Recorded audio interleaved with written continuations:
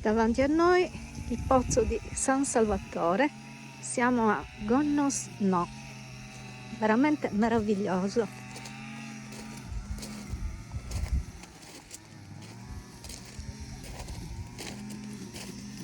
Vediamo da vicino,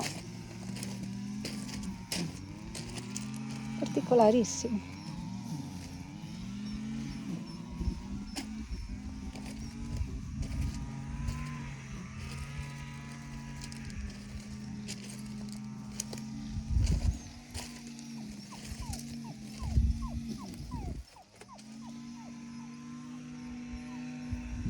Qua di lato c'è questa specie di seduta, non so che cosa sia, tondeggiante però. Ed ecco, ci siamo.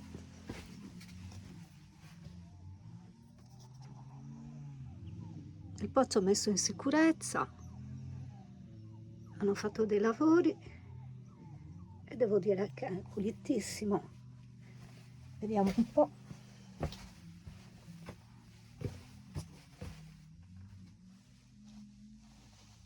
Non si vede.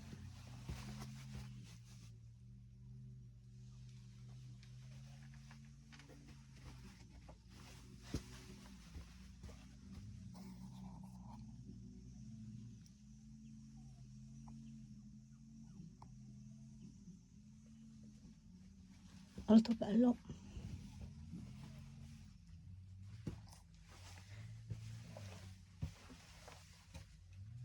E questa è l'uscita.